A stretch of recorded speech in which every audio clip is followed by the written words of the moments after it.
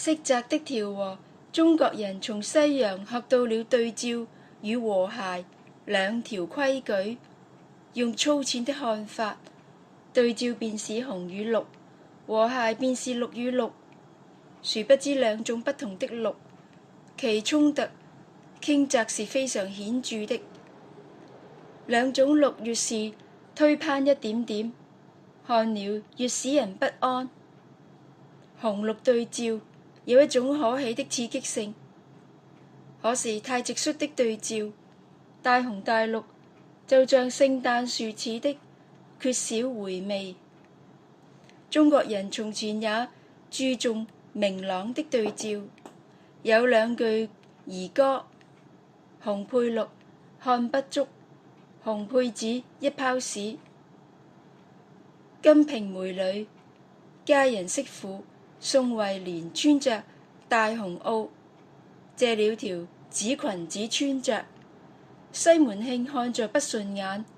開箱子找了一匹藍鰍與她做裙子。現代的中國人往往說從前的人不懂得配顏色，古人的對照不是絕對的，而是參差的對照。譬如說，寶藍配蘋果綠，松花色配大紅，葱綠配桃紅。我們已經忘記了從前所知道的過去的那種玄妙複雜的調和，唯有在日本衣料裏可以找到。所以我喜歡到虹口去買東西，就可惜他們的衣料都像古畫似的捲成圓柱形，不能隨便參觀，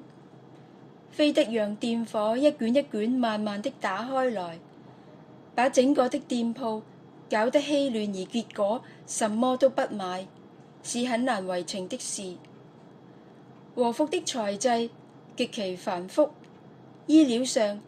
闊綽些的圖案往往被埋沒了，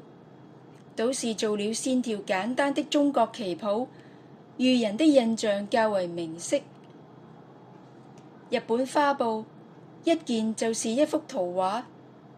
買回家來沒交給裁縫之前，我常常幾次3番拿出來賞鑑。棕櫚樹的葉子半掩着緬甸的小廟，雨紛紛的在紅棕色的熱帶初夏的池塘，水上結了一層綠膜，飄着浮萍和短梗的紫的白的丁香，仿佛應當填入哀江南的小令裏。還有一件題材是雨中花，白底子上陰戚的紫色的大花，水滴滴的。看到了而沒有買成的我也記得，有一種橄欖綠的暗色綢，上面掠過大的黑影，滿蓄着風雷。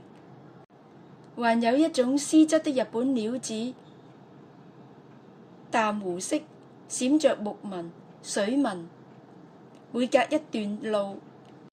水上飄着2朵茶碗大的梅花，鐵或銀鈎，像中世紀禮拜堂裏的5彩玻璃窗畫。紅玻璃窗上嵌着沉重的鐵質圓邊。市面上最普遍的是各種叫不出名字來的顏色，青不青，灰不灰，黃不黃，只能做背景的那都是中立色，又叫保護色，又叫文明色，又叫混合色。混合色裏面也有避艷可愛的，照在身上像另一個宇宙裏的太陽。但是我總覺得還不夠，還不夠。像 Van Gogh 圖畫畫到法國南部烈日下的向日葵，總嫌着色不夠強烈，把顏色大量地堆上去，高高凸了起來，又話變了浮雕。對於不會說話的人，衣服是一種言語，隨身帶着的一種袖珍戲劇。這樣地生活在自製的戲劇氣氛裏，豈不是成了套中人了麼？契訶夫的套中人永遠穿着雨衣，打着傘，嚴厲地遮住他自己，連他的錶也有錶套，什麼都有個套子。